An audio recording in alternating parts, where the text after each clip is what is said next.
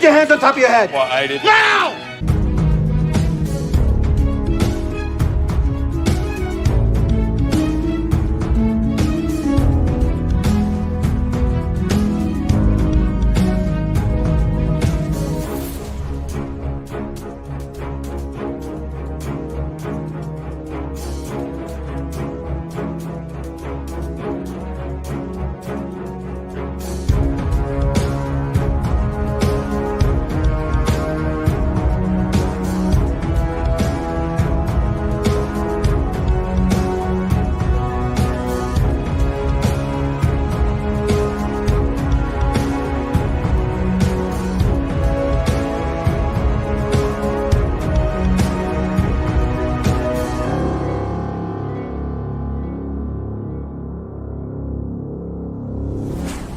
And I'll bet your mother had a loud bark.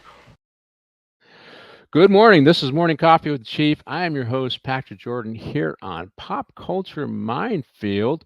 And, you can find us on YouTube and Rumble. We broadcast this show every Tuesday morning at 8 a.m. Pacific Standard Time.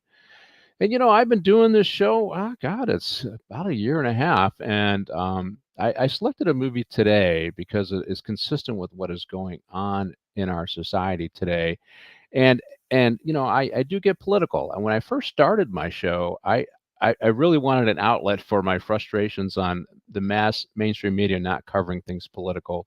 And so if you go back and watch some of my original shows, they're laced with a lot more politics. But I have a new show, and that show is Briefing with the Chief on KJADB.com. And Briefing with the Chief, you can find it on Spreaker and I do a variety of political shows there as well. In fact, I lined up I'm going to talk to the Harris County DA. She just got primaried because she wasn't liberal enough in her policies. So a group called the Fair and Just Prosecutions, kind of an enforcement arm for George Soros, who's the person on the board is George S. Cohen, who's the DA here in LA and who started this whole movement, or was a big part of starting the movement. I got her coming on my show, and I did a lot of other shows. I recently did a show with the folks from Benghazi, the guys that fought it out with the terrorists. But I've been watching what's going on today, and I decided to get a little more political with my show today. Which is why I decided to do the Pelican Brief. But before we get into the movie, let me do my pitch for the Los Angeles Mission. Now, the Los Angeles Mission, I think the homeless issue, and I'm reading a book on homelessness. It was written or it's actually produced by a senior fellow. It's Stephen Eady, and it's Homelessness in America. And it's kind of this political anthology on, or this whole it's like reading a textbook on homelessness. That's what it is. And I got to get through that one. It's a little slower read because they really fine print, but I'm focused on that. And I think the other one, if you tune in to Briefing with the Chief, now I just heard that I hit about 50,000 viewers / listeners on the show because it is a podcast on Rumble / radio show. And it's every 5 p.m. Eastern Standard Time on Rumble, Briefing with the Chief. But I'm reading the book Hillbilly Elegy, which is the book written by J.D. Vance, and I'm going to do a show on that. I'm about halfway through it. It's very interesting. The man grew up in some difficult circumstances, and as soon as he was picked, they started attacking him. He wasn't really poor. He wasn't really this. He went to Yale. Oh my God, he served in the military, but he was really part of the correspondence crew. I mean, he was in country when a war was going on, and these people are saying, well, he didn't serve in a combat unit. Most of these people are people who've never served at all in there, and they're denigrating him. But I decided to read his book, and I will do a show on that. Additionally, this week, tomorrow, my show, I got off on a tangent here. Tomorrow I'll do, and I'll get onto the mission here in a minute here, but tomorrow my show is going to be about legacy tokens. I know you've never heard about that. Legacy tokens is the word that the FBI uses. They created this word, that legacy tokens. They don't want to leave any legacy tokens out there that would inspire any shootings. So basically what they did is they sent a letter to the authorities in Nashville, Tennessee. Don't release the manifesto for the shooter in the Nashville shooting because it's a legacy token. And they laid out their reason for why that shouldn't happen, and I completely disagree with them, and I have good foundational reasons for completely disagree with them. So tomorrow's show on Briefing with the Chief at 2 p.m. Eastern Standard Time, I will talk about legacy tokens, what it is, what it means, what's going on in Tennessee, how hard the government is fighting the release of the manifesto, and whether I think it's right or wrong. And I'll give you some solid examples of why not only is the FBI hypocritical on that issue, I think they're just plain wrong. Now, the Los Angeles Mission services the homeless down in downtown LA, and they've been doing it for over 85 years. And they pushed out with COVID. They had to shut their doors, so they pushed their services outward.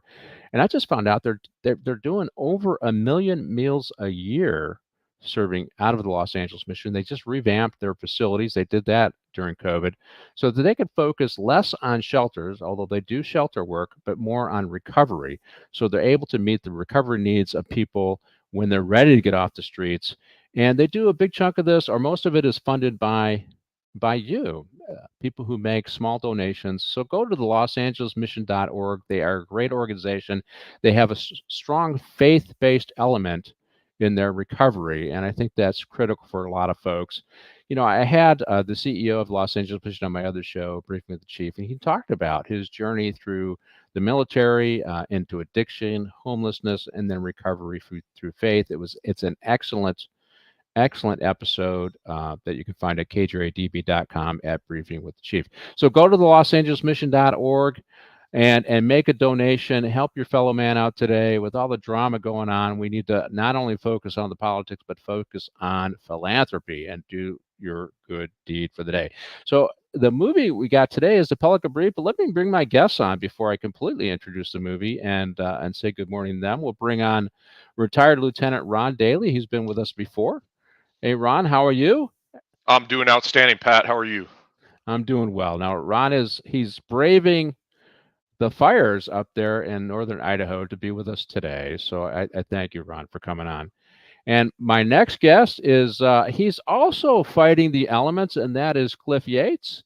His power is out. There's been some storm up there. His internet's out. I'm sorry, his internet's out because of some storm, but he's coming to us via his hotspot on his cell phone.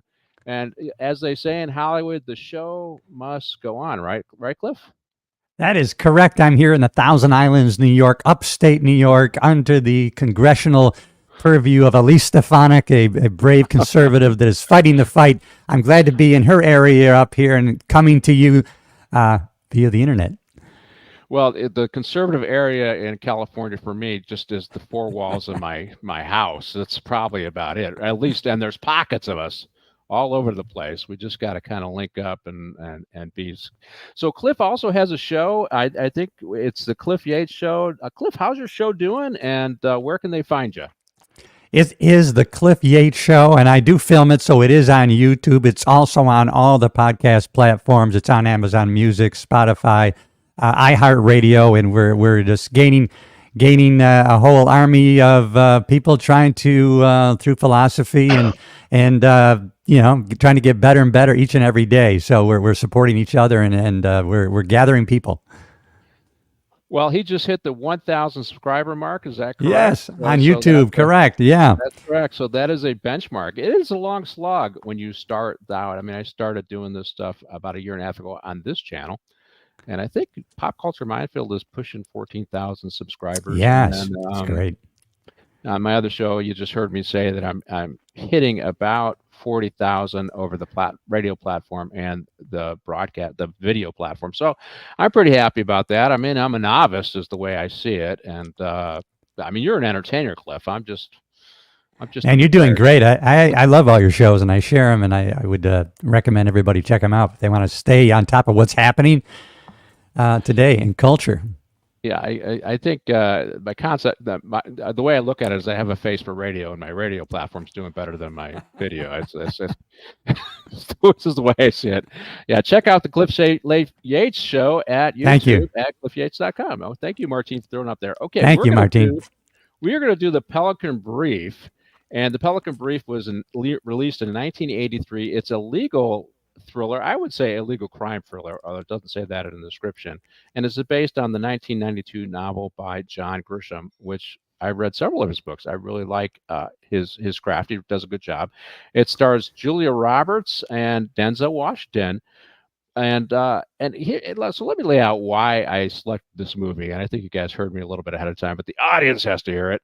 So recently, President Trump and all the lawfare against him appealed to the Supreme Court that he had a certain amount of presidential immunity. And I can't remember which case he appealed on, whether it was the J6 case, the insurrection case, or it was the documents case.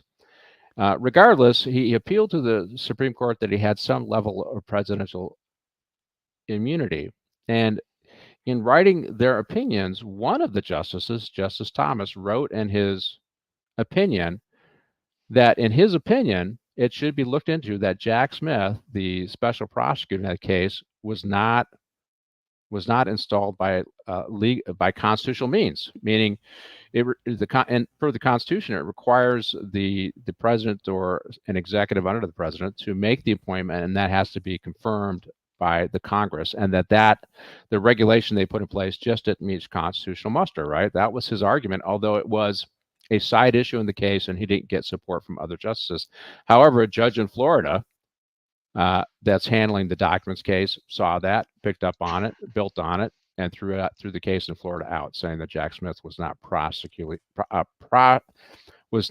properly installed as. So I thought, oh, God, you know what? I remember this movie. I go, and this is the concept of this movie: is a law student lays out who she thinks is responsible for the murder of a couple of justices, and she telegraphs who that is through a brief, and that's where we get the name, the Pelican Brief. The other reason why I want to do this is this big move, this big attack on the courts, and we see it in AOC saying that we want to go after the court because they're not following their ethical guidelines, and most people don't understand. The separation of powers means Congress doesn't get to tell the courts what to do. And Congress can tell the president what to do only if the court says that's their legal mandate. And the president can only do certain things within the boundaries of the Constitution and what he is authorized to do by Congress as interpreted by the Supreme Court. That's really what's going on here. So all the drama that AOC, this is what Congresswoman, what I can't Cortez, whatever, she doesn't really have the authority. They don't have the authority to do it, so it's just political. And so I thought this would be a good movie to do, given what's going on politically today with the court, the telegraphing in his brief of Clarence Thomas to people, the judges that are dealing with Trump, the lawfare against Trump. Anyways, I thought it would be a good movie to do. What do you think, Cliff? It really is, and boy, it really upsets me. And the movie goes along with these things like you brought up. And of course, the left took this, it's a limited immunity. And after this decision, because I like to see all sides of the issues, I went over to MSNBC, and the rhetoric that was coming out were saying now Trump can actually order the police to shoot people in the back and he will be immune from this. We must stop him. And this rhetoric that was being put out, I was getting so upset about it. Is this what people actually watch and believe? And I think, this plays into the minds of some crazies out there. And I think it really inspires these kind of attacks that happen in the assassination attempt. And the attack on courts also goes along with, because they want to say, look, Trump put these judges in place, and what do you think he's going to do if he gets back in? So it's definitely it's ideology that's really pushing this. Yeah, it's crazy. Trump basically followed the rules and the laws, and also, because I remember when Trump lost, somebody close to me said, "Well, he's not going to leave." I said, "Okay, all right, let's walk through this." Okay, each one of the cabinet officers swears an oath to the Constitution. So even if Trump didn't want to leave, all of them swore an oath to the Constitution. They'll do the right thing. So I think Trump, when he faces reality, he'll do the right thing. But even if he chooses not to, he requires a cabinet around him to support him. That includes the Joint Chief of Staff and all these other folks. And so this is just a narrative that gets spun out of control. Ron, what do you think? Think this movie kind of parallels what's going on, at least to some degree, in our society today? No, if And I guess I would say I believe that a lot of the movie parallels what's going on today. Little dated, obviously, but yeah, I do believe there's underpinnings in the government. One thing that I thought was great about one of the scenes is when he was like, "Hey, what's the president saying?" And he's like, "Which one?" And I'm like, "How apropos is that, dude, where we're at right now?" But yeah, I think the movie does a great job of kind of showing the sausage making, if you will, of politics and how dirty and underhanded and deadly and everything else. I'm trying to determine which one of those characters in the movies are the Clintons and some of the other folks in the real world. But yeah, I confused this movie with another movie, and I want to thank both you and Cliff for actually picking a movie to review where I was actually alive when it happened, because most of the other ones haven't been, So I was like, hey, I was 10 when this was out. Let's ride. I'll totally know this one. Right. But with that being said, I enjoyed the movie, and there were so many times I looked at it and I'm like, not shocked, Yeah. But Hollywood has a way of throwing out these things into the universe ahead of time, to kind of almost like Simpson cartoon, like predict what's going to happen in the future. And I think this movie does a good job of that. So I got to ask a question, because I had Scotty Orr on last week, and I think we did the one with Clue with Jonathan Soller, and he's been on a few times. He watches them with his wife. So do you guys watch the movies with your wife? Yes or no? And Yes, yes, we do. did they like Alba the and I movie? do. Yeah. They loved it. Alba and I've loved, all the movies together. Of course, she was a deputy too, so Yeah, we come yeah. from the same kind of, ideology. But Ron, do you watch with your wife too? Am I bringing you guys together? Is what I. So at one point you bestowed upon Cliff and I co-host status when you had, and somehow Super Troopers got picked. Yeah. And up until that point, Ruthie actually did watch bits and pieces of the movies. Once she saw Super Troopers, that kind of ended. Oh. But yeah, she has, but we have extremely different tastes, and I'm not much of a movie TV show guy. I'm a reader, but I will watch certain things. But she knows typically I'm either doing research for something or I have a podcast. She's like, "Why are you watching this?" And she just knows, because I tend to do some regular stuff. But I guess if she wants to entertain me or whatever, she'll sit in there for a little bit, but she's by no means vested like the three of us, She's into romantic comedies. No, they're kind of darker, to be honest with you, Pat. Okay. Like she I'll watches some pretty dark stuff. I'll have to do the what's the one lieutenant, the corrupt lieutenant or the dirty lieutenant? I can't remember which one with Harvey Keitel. Cliff, I can't remember it. Is that the bad lieutenant? The bad lieutenant. That's it. Yeah. We'll have to get around for that one, because that one's kind of dark.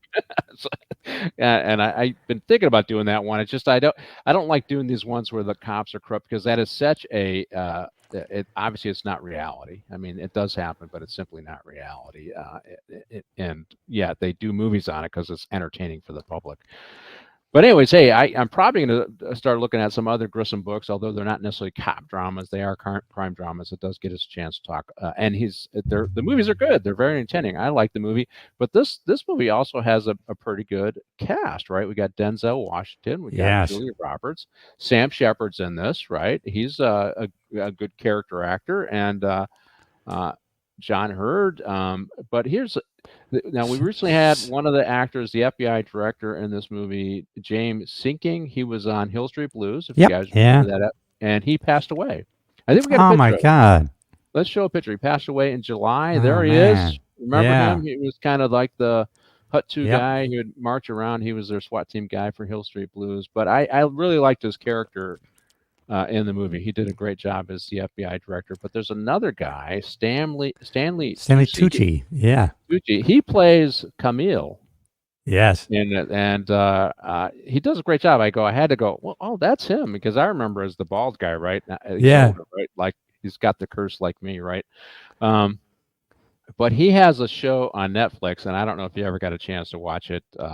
It's just a 2 season. It's Stanley Tucci searching for Italy, and he'll go around Italy looking for places, looking at different places, and trying the food out. And I went to Rome last year, and I was in the Tuscan area a few years back. I really do like Italy, and the food is fantastic everywhere I went, and a great history. But check out his Netflix show. But Cliff, anybody there you want to call out any of our actors that on the yeah, Stanley Tucci. I'm going to check that out on Netflix because that'll be. Like you, we went to Rome.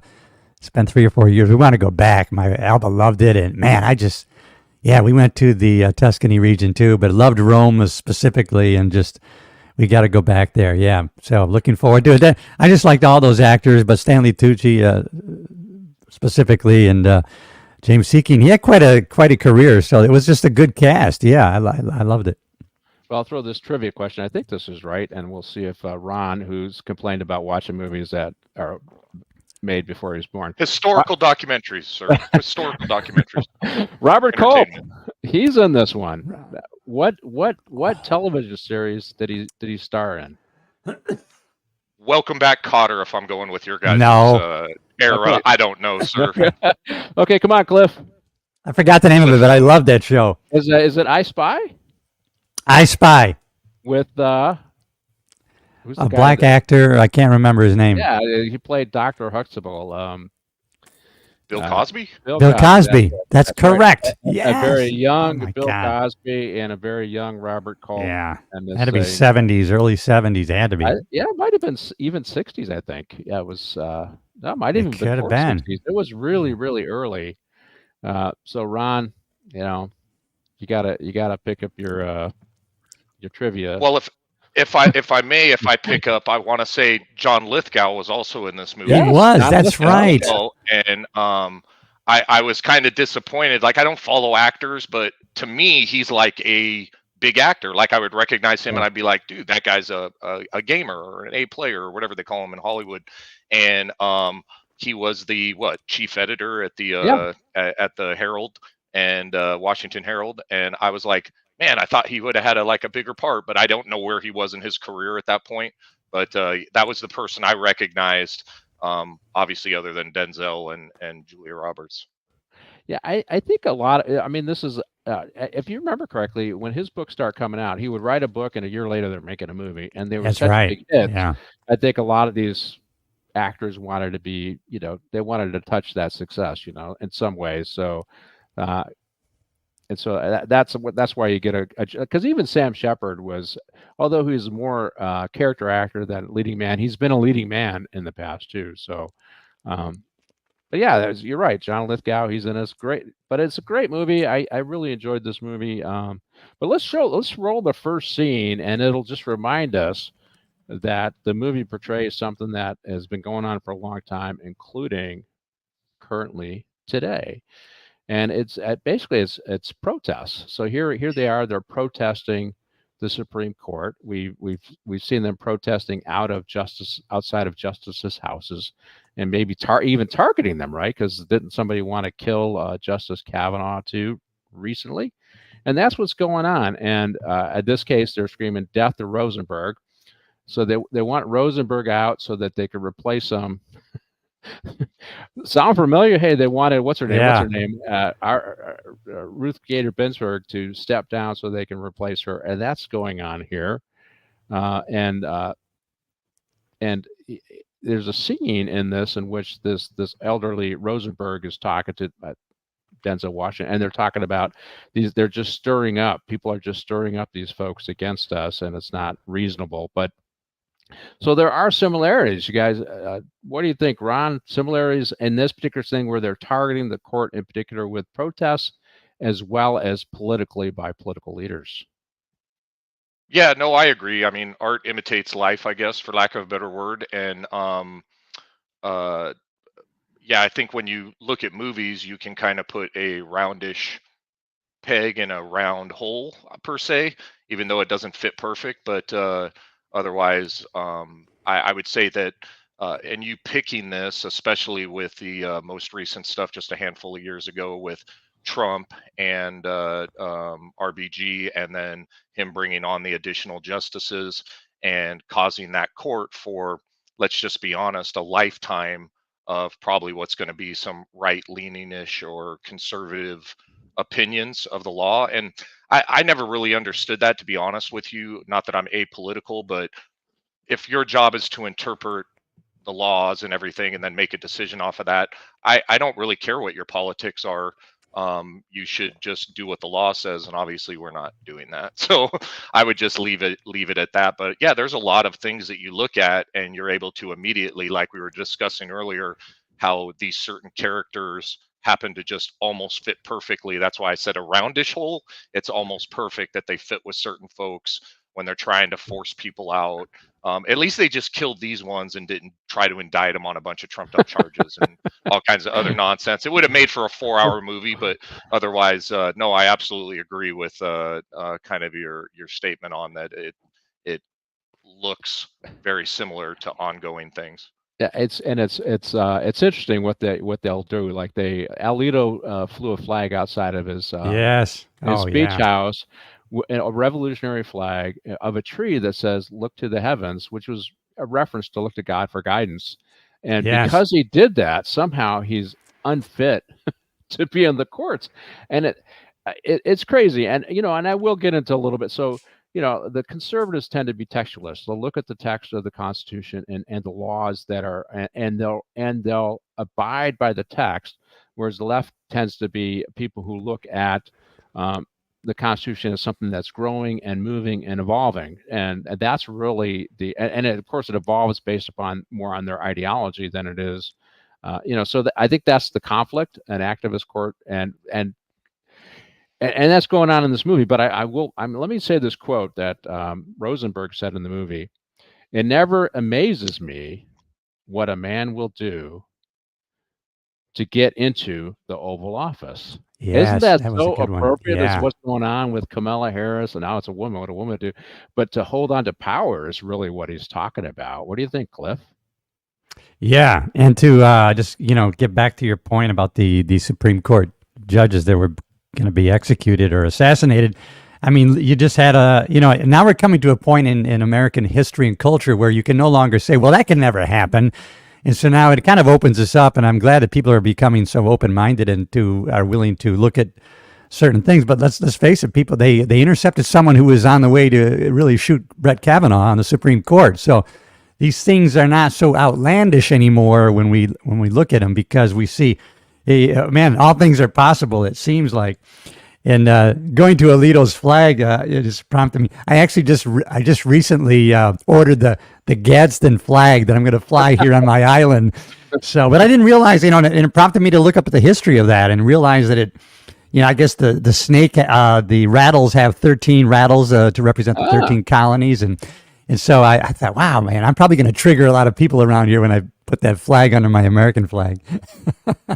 My wife is retiring, so she's up in the office. So my office will be my studio. And I'm thinking, okay, what do I need to put in the background so I look cool, right? Because right now I just do it with my kitchen table, and I have to take inspiration from you.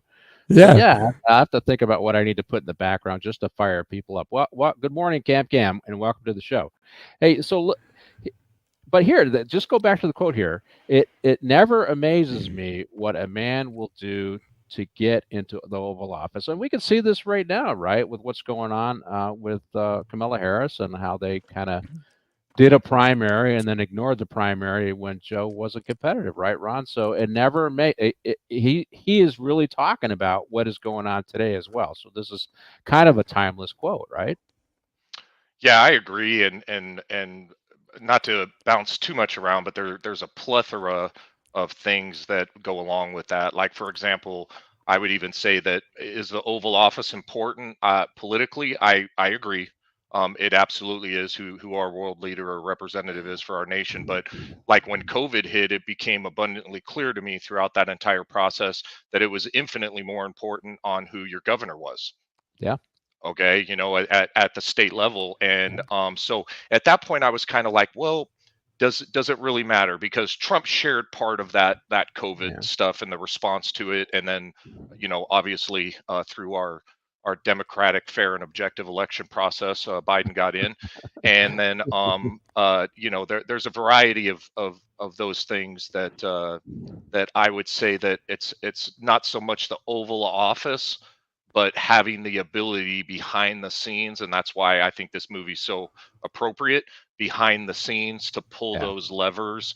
And it even goes back, like some of my favorite presidents that I think did like great things, like Ronald Reagan.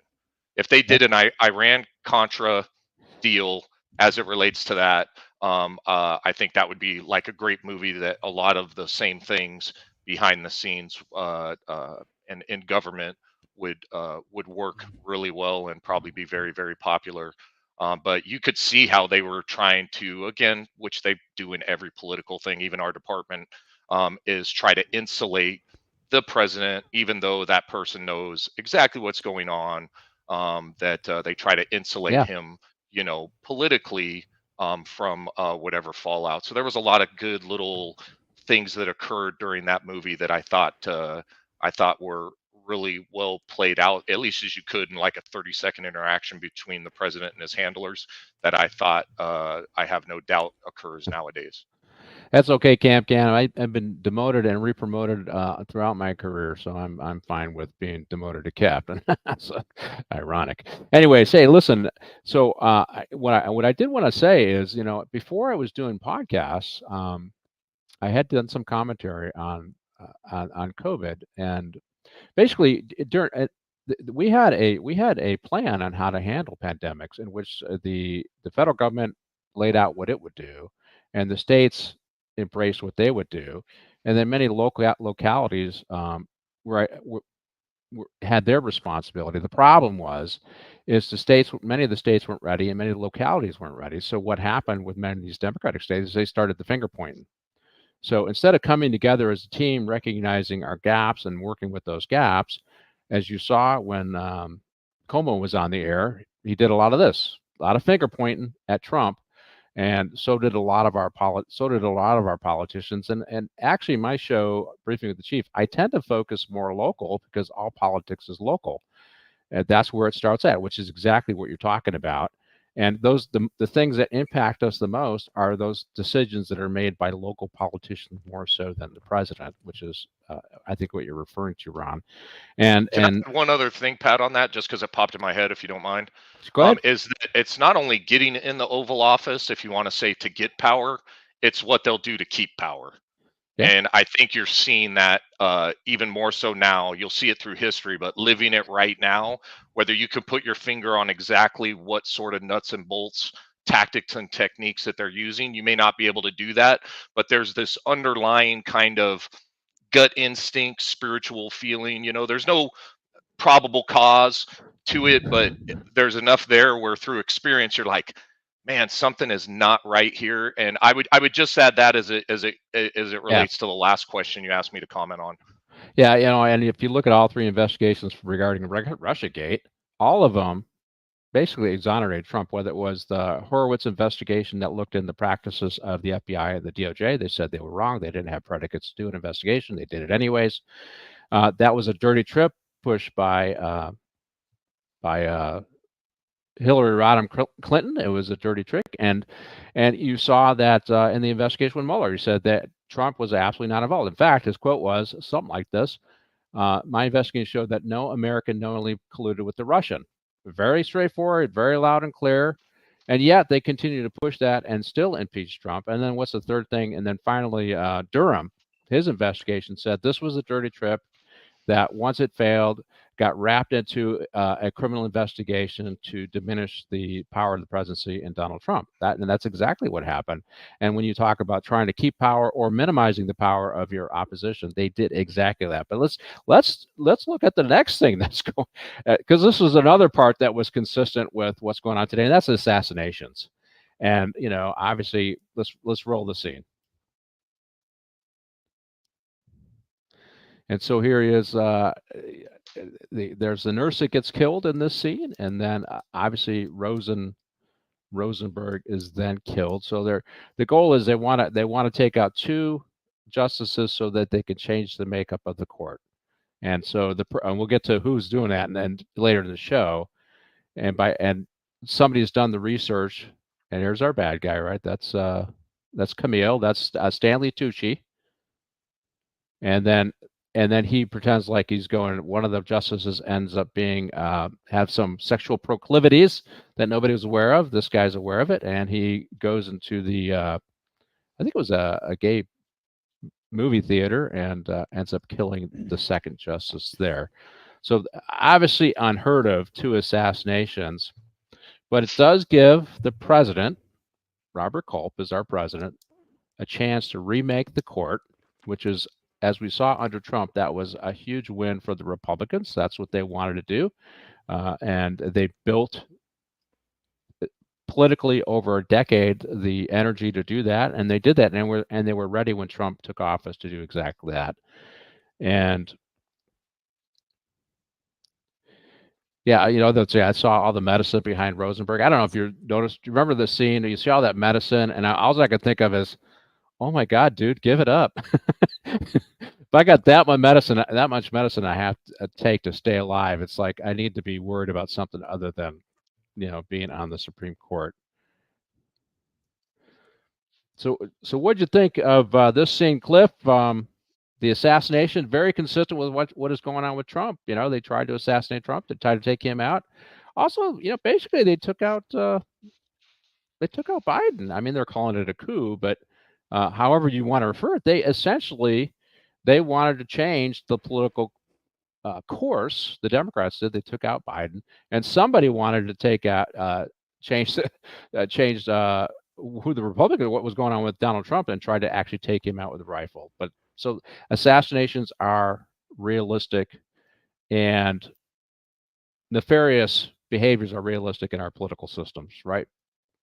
Yeah, I mean and in response to that, I think so that instead of trying to assassinate Supreme Court judges, what the Dems wanted to do was, how can we change the makeup, as you said? They wanted to pack the court and expand the amount of justices. That was going to be their strategy. But I got to give, and maybe because the head of the Secret Service is a woman, I don't know, but the congresswomen yesterday that questioned her were so amazing. I mean, they were outstanding. There must have been 4 or 5 of them, and they did such a great job of. I don't know how she hasn't resigned in shame, but hats off to those congresswomen that were hard pressing her with great questions. So I thought that was great, and it just this assassination attempt was just beyond the realm of possibility. Well, she did resign this morning, Cliff, is what I heard. Oh, she did? I didn't know that. Oh, great. And I bet you that was by design. The guy said, "Hey, ladies, you got to be tough, otherwise we'll be called misogynistic," right? So that's what I think. I just came to my mind. Yeah. We got a comment from Camp Can. Camilla has been a non-entity for 4 years and has a chance. Now has a chance, and has no chance against Trump. I don't know. She got $100 million pushed up there right away. To be quite frank, and it's just they wanted to stem the bleeding. It wasn't going to get better with Biden. His chances, the campaign, were going to degrade as quickly as he himself was degraded, and they were looking at getting beaten in the House, the Senate, and the presidency. And I think they're just trying to stem the bleeding. But Ron, what do you think? Assassination attempts, changing the political course of the country, that does happen. It's happened in the past, and it recently happened, right? Yeah, I would say that if you're looking at kind of the historical CIA playbook as it relates to impacting government operations, not only our own, if you want to get into that, but also foreign countries on changing the landscape of things. It's weird the way a selectively placed bomb or plane crash or bullet, impacts things like that, and then we just plug in who we want at the appropriate time and go from there. But I was surfing the web and watching, I think maybe Facebook Reels or something. It was funny that they showed an old George Carlin piece the comedian, where he's like, he talked about assassinations, and it was like, hey man, it's they have a hell of an impact on the popularity polls and whatnot. And I was kind of like, that's kind of funny, but yeah, and I'll just offer this, if we're just kind of throwing out, potential conspiracy theorist scenarios and whatnot, is if you can't get them with a bullet, CIA playbook is plane crash, etc. Even if you want to look at the Princess Di thing and everything else, where high-speed car crashes, any sort of mechanical failure that would ultimately be an accident or something. But right now, like where they're sitting, they're kind of at the end of the movie, I would say, from the people that are kind of pulling the strings on this, where it's like they have no plausible deniability anymore. Whether you regardless of where you're at on the spectrum of beliefs and everything else, their hand is caught in the cookie jar here, and it is what it is. And it pains me to have to form that conclusion about my own government and some of the players that they would allow in certain positions to affect that, whether you want to say, oh, it's Iranian, or it's the Cubans again, or it's the Russians, well, however it is they want to frame it. Bottom line is that there's a lot more questions and troubling things that I look at just as it relates to the acute event of the assassination attempt that our fair and objective media initially was reporting for the first several hours that Trump fell down. And I'm like, yeah, dude, I'm like, okay, like your credibility is even worse than anything I've ever seen before. And another thing that I thought was pretty appropriate when we were talking about Denzel and the media and everything else is that, and it was attributed to Denzel, is when I was watching Reels again, I think on Facebook or Instagram or whatever it is, and they were asking Denzel Washington on like information and basically what he ingests as it relates to his belief on being a black man in Hollywood and everything. And he goes, I'll tell you what, and I forget what the timing was, but there was something that was probably racially charged or being pushed by the media at that time that they wanted to get his soundbite on. And he was like, look, and I'll probably butcher this a little bit, but he's like, look, he goes, if I don't watch the media, which Ron Daly tends to do just for my own mental sanity, if I don't watch the media, I'm uninformed. Okay. But if I do watch the media, I'm ill-informed. He's like, so how do you bridge that gap to where you're able to, I don't know if it's Fox. I don't even really care who any of them are, but where you get the fair and balanced, objective deal, and you just got to kind of pick and choose. And I'll be honest with you, like, I dive into a lot of the foreign type stuff and look at what those folks are saying. A lot of podcasting type stuff where it's like this, just 2 or 3 people sitting down and chopping it up, and it kind of makes me dive down a rabbit hole. So you're one of my 40,000 listeners on Briefing with the Chief, right? I gotta be honest with you, Pat, I don't know if I'm a subscriber, man, but I will tell you, I told Cliff that I wouldn't be on his show unless he broke 1,000 subscribers. Oh, is that right? And I think he upped his game to get, I'm like, hey, dude, if you want a talent, bro, you got to start showing me you're into this. Rumble, I think you're central time, right? So you're 2 hours ahead of us, right? So I'm a mountain. Mountain, is that so? You're 4 o'clock when I'm. Are you? How far I'm ahead 1 hour ahead of Pacific Standard Time. Okay, so 3 p.m. Pacific Standard Time tomorrow. Briefing with the Chief on KJ on Rumble. You can watch it for free.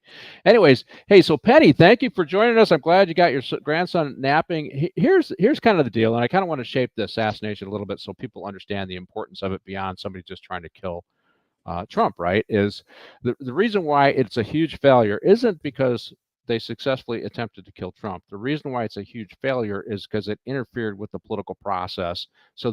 Because the bottom line is, whether you like or hate Trump, the fact that he was hit and then survived boosted his campaign significantly, right? It probably led to pushing Biden out quicker because his polls dropped even faster.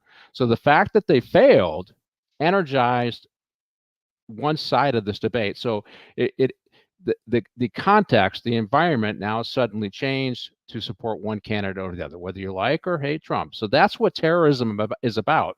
You commit a violent act or a threat of act to influence government policy or the people's perception of their government so that you can change policy. Clearly, that's what this was about. That's what he did. And the actions of the Secret Service are critical in preserving our ability to freely and fairly elect who we want without this kind of terrorist behavior. And that's why they failed. Yes, tactically, as Ron talked about, what happened that day. We could talk about the tactically and how they failed, but strategically in getting a free and fair elections, it was a failure on their part. That's why, and I will tell you, she did resign today, this morning, at least according to my buddies on a little texting I go on with my high school buddies. They said that she stepped down. A bunch of former cops that I grew up with that were appalled at what happened with the assassination. But, I just some of the things. So after the assassination, this is where Darby Shaw, Julia Roberts' character, starts looking at this. She spends a week trying to figure out, by looking at cases that the Supreme Court handled, what were the connections between the justices that were killed and who would be likely be the subject. And then she writes this brief, and she sends it up, and that really starts the whole process. But I thought it was an interesting way to look at it. Right? How do you find, because we've all done investigations, so how do you narrow down the suspect pool? Because it would be huge in this case, right? But how do you narrow it down, given the fact that you have the common denominators of two judges, and what are their political stances on different things? I thought that was very cool. And what'd you think of that, Cliff? Yeah, and it goes to, believe it or not, it reflects on what's been going on today. It actually, there have been these people who have self-named themselves as internet investigators. People have actually been solving crimes by researching and investigating on their own. And that's what she did in this movie, right? She said, let me look at the usual suspects, who would be motivated in this case. And so she looked at past decisions, and she came up with this Pelican Brief on her theory, and it was so accurate. That's what kind of cascaded all these things to occur. And also, I want to bring something up which I thought was really amazing. Amazing enough as Trump, got back to his feet and fight. What's amazing, if you look at in history, as a lot of us have experienced, when gunshots go off, in the scattering of the crowd, everybody in that crowd, probably 10,000 plus, nobody left. They stood in their spot, even though these shots were going off around them. I thought that was really telling for the dedication to the move, and that's very rare that you would have that. Yeah, it was interesting. I was watching. Probably a lot of them had not been at the scene of gunfire, so they take a while to cognitively realize what's going on. But there was one guy who stood up, and I think he knew what was going on. And you could see him. He had the kind of the floppy hat on. Yeah, I saw that. Yeah. He's looking. Where's the shooter? Where is it? He's got his head on a swivel, which is what we taught. Put your head on a swivel, right? Yeah, put your head on, put your head on. He was doing exactly that, man. He was like, you could see it. And so I don't think they talked to him. It would be interesting to hear what his perception was at the shooting. But just my whole political stance is that the fact that CIA failed to protect Trump really changed the course of the election, at least for a short term. It gave him a huge boost and might have actually sealed it for him. Right. That's their mission. That's why they have to do their job. And the argument, the whole DEI argument, I don't know. I heard that maybe they had second tier people there on Trump's thing. My issue with, when you look at somebody, the most important, like I'll give you an example. So when I took over as chief of East Patrol Division, we had just had the Woolsey fire. So, my keen police mind says, I got all these foothill communities in East Patrol Division. You guys know, right along there over the San Gabriel Valley. And then I asked my question to all the captains, okay, when's the last time we've made sure everybody has read all of the operational plans in their areas? Because that was one of the criticisms. The lieutenants and sergeants weren't aware of the wildland fire operations plans, and have all of them been through what is that? It's 101 and 102 or whatever, unified command stuff, right? ICS. Yes, ICS. Yeah. Had they all been through it? Give me a percentage of how many have been through it. And it was a very low percentage. And so I said, okay, First thing I want to do as chief is I want to make sure every lieutenant and sergeant and key personnel has read their wildland fire plan for their station.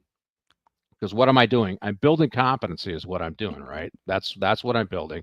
Two, I want to make sure that every lieutenant and sergeant is that I think it was 101 and 103 or something like that. I can't remember. That the sergeants have been to a certain level and the lieutenants have been to the certain level. It shouldn't wait for the captain or some kind of subject matter expert to get there. Because I always felt the first 3, 4, 5, 6 hours can set the tone for a disaster. That's building competency in an organization. And when I saw the assassination attempt, that's what I felt is she didn't focus on building competency. And that's what showed to me. And obviously the investigation will show that. What do you think, Ron? Yeah, I would agree. I mean, I don't want to really get into the whole DEI thing unless you just want me to weigh in and get you canceled. No. What I really want to focus on, whatever she was focused on, it doesn't appear like she was focused on core competencies of the organization. That's my issue. Yeah, and just being involved in like third-party protection and stuff like that for the organization. Bottom line is when you drill it down to its main fundamental intent is you protect your principal, period. And how you start that, in addition to how you prep the scene that's going to show up there, is you put your best team on the field to prepare them to be able to successfully do that.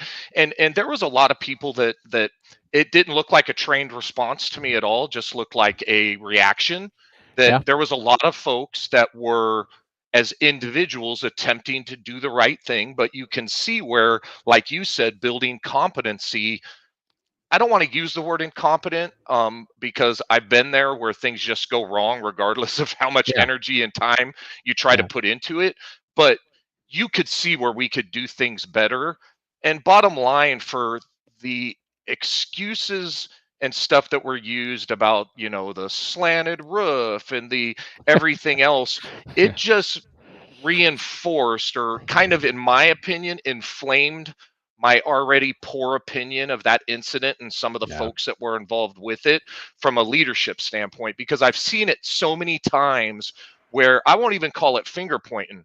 It's just, you're the scapegoat. And I'll be honest with you, when I operated later in my career, when I was in influential or middle management positions, it was just the price of doing business. You knew you were going to take the hit for the captain or commander or chief or whoever it was, because you knew when you were working from them, it was just going to trickle down. So back to, like you said, building competency as the chief, coming in and recognizing a weakness and then addressing it. For me, the first thought in my head when you said that was like, well, hey, chief, I totally get that. But why, if I'm the commanding officer or in our organization, the rank of captain, why am I even waiting for that? If I was one of the stations within East Patrol Division, why wouldn't I just proactively go do that and be a problem solver, for lack of a better word? And I know that's been rooted out of law enforcement in general, for lack of a better word, due to decisions and lack of support, I would say. But I'll leave it at that. But I think as an organization, I would have. I don't get any joy otherwise. I think she was tremendously unqualified for what she was being asked to do.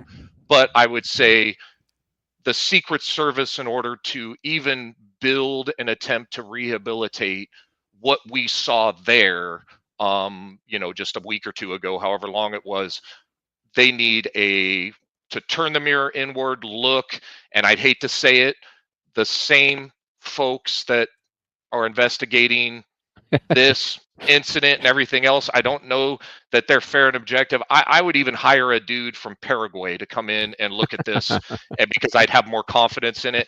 But they definitely did not respond to the controversy very well at all. I haven't heard one person, either breaking ranks or otherwise at the top, give me an answer where I've been like, okay, you know what? I think not only are we going to identify some of the weaknesses and develop a corrective action plan for that and see it through, but that they're ultimately going to make decisions that are going to ensure that we do it better the next time. And I haven't seen that at all from Jump Street.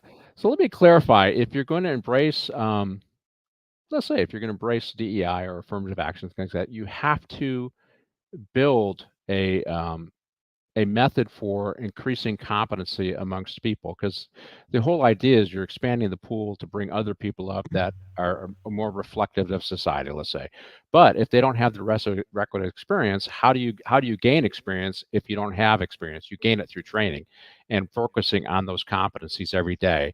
That's when I talk about focusing on core competencies, it is to overcome your shortcomings, regardless of how those shortcomings are manifested, right? And that's kind of the way I see it. And yeah, go ahead and Ron.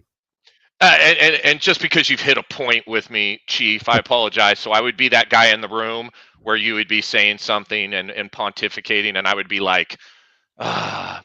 So bottom line would be this: is I don't know what their training and experience was.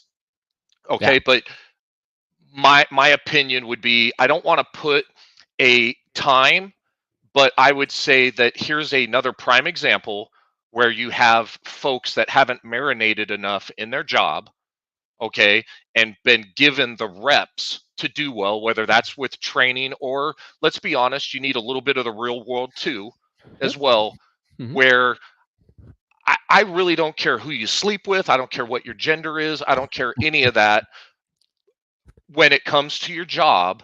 And you can see where, I'll just call it inexperience and lack of training, lack of leadership by the messaging that's put out by the folks that oversee you. And you see how it just totally turns into a complete, we'll just call it, as Cliff likes to say, a poo-poo fest. Yeah.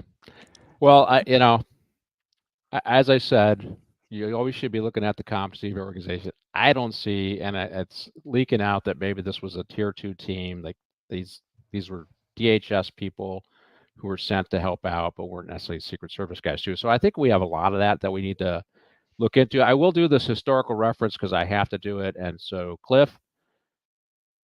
Yes. Theodore Roosevelt was shot just before giving a speech. It went through his eyeglass case and it went through his speech and then into his chest. And he was running as a third-party candidate. Yes. And he went to give that speech. And he spoke for 80 minutes, and then he said, "Okay, take me to the hospital." And they had to deal with the infection, and the bullet was removed. What party was he running for?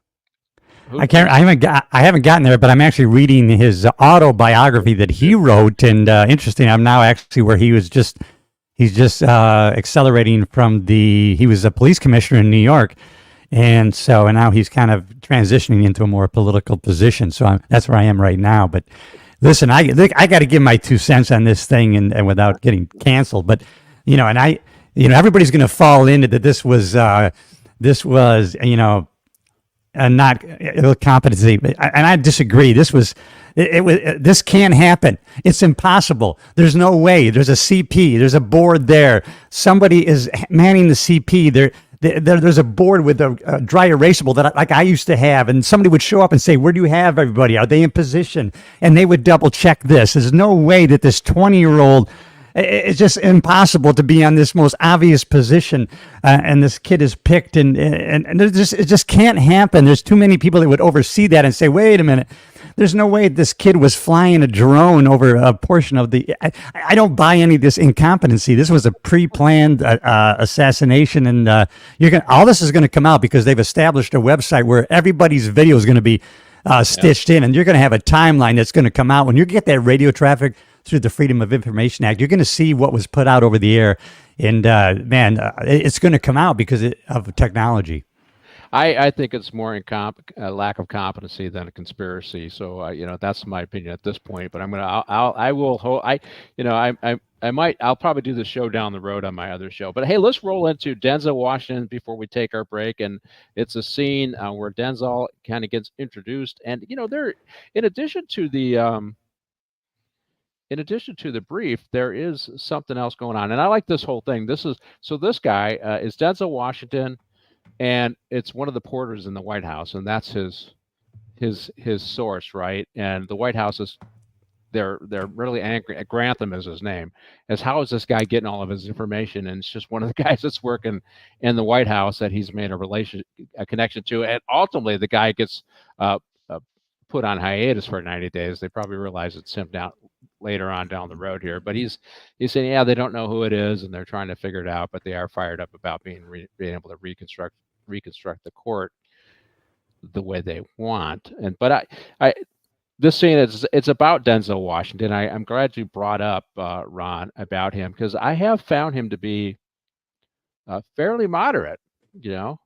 When he gets pushed into the whole commenting about race and that kind of stuff, and he's been, for the most part, pretty mainstream. He's been, yeah, if you can think about it, because here's the other thing, I don't know how much he's worth, $100 million. I mean, it's kind of like one of the reasons why I decided to read Hillbilly Ellery. It's because as soon as they selected J.D. Vance, it was like, oh, he went to Yale, he did this, he is a person of privilege. And then I decided, let me read his book. And I'm reading the book, and clearly he came from very difficult means to get where he's at. And of course, his political enemies want to undermine that. And Denzel Washington, I can't imagine. He's probably looking at it and go, hey, listen, I've had all these great opportunities. I'm a very wealthy guy. I'm in the top 1% of the 1%. And you want me to talk about how I don't have opportunities? So I always liked Denzel Washington because of that. So it's kind of why I did this scene. Cliff, what do you think? Yeah, and boy, you hit everything right on the head. And I'm sure what I'm told is the book is better because he gets. And I heard it. He actually did the audiobook himself, J.D. Vance, and but the movie's pretty good too. Hillbilly Elegy on Netflix, still there. Glenn Close, and it's a Ron Howard film. It was really well done, and so, and it's a great movie. But I hear the book's even better. So let me know how that goes. I'm probably gonna get it on Audible just because J.D. Vance is actually the voice of the book, and that's his own story. So looking for that, and I'm with you with Denzel too. But he's very, he's a good Christian, God-fearing man. So I think he comes from a higher place of intellect. So I agree with you 100%. So, Ron, you want to comment on Denzel and your thoughts?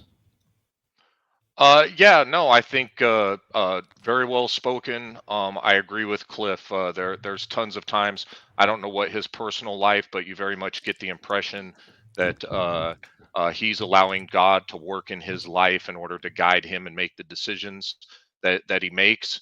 And he tells it like it is, but like when he talks, and I don't know like what the black community, if they look at him and say like, oh, he's a sellout, or he should push this narrative, but like you said, you get this very middle of the road, almost safe vibe from him. So if you're like as they like to articulate, the scared white side of things, and then the black, he tends to walk like right down the middle, at least for me, where I look at him and I'm like, man, dude, I mean, this guy doesn't say like half-cocked things either on the far left or the far right. So personally, I like how Denzel carries himself. Now, that doesn't mean that I know everything about him. Obviously, what we're seeing is probably more a brand than his intimate personal life.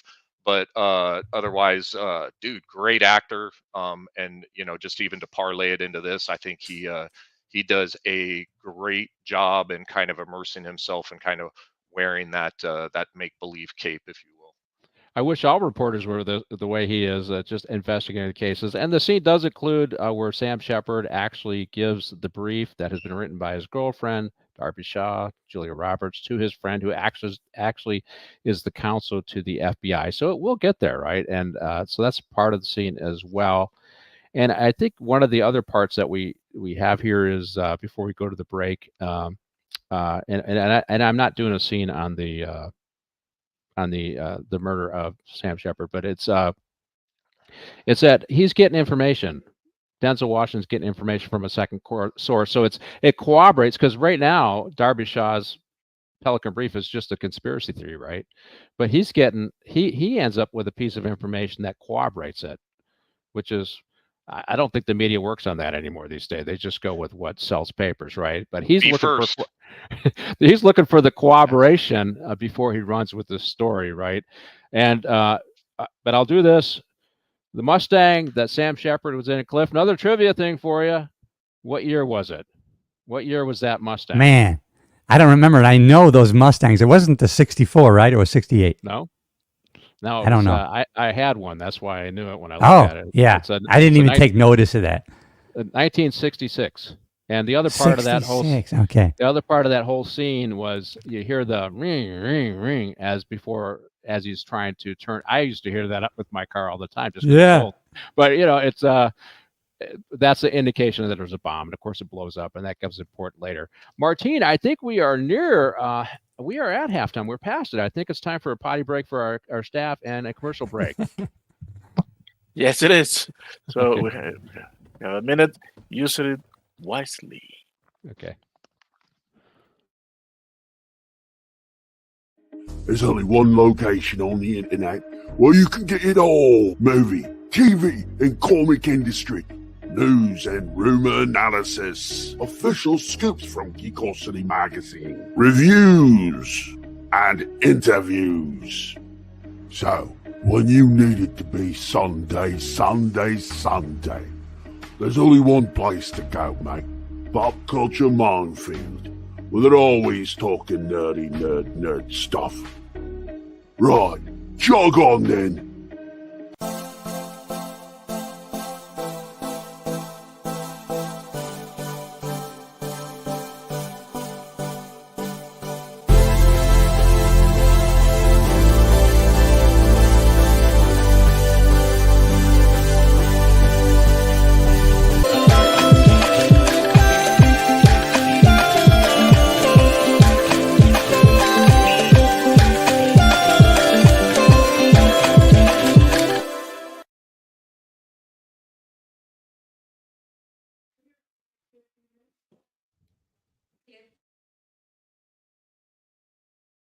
There's only one location on the internet where you can get it all. Movie, TV, and comic industry.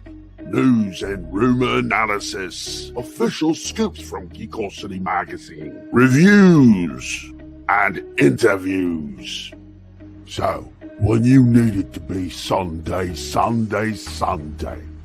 there's only one place to go, mate. Pop Culture Minefield. Well, they're always talking nerdy nerd stuff. Right, jog on then.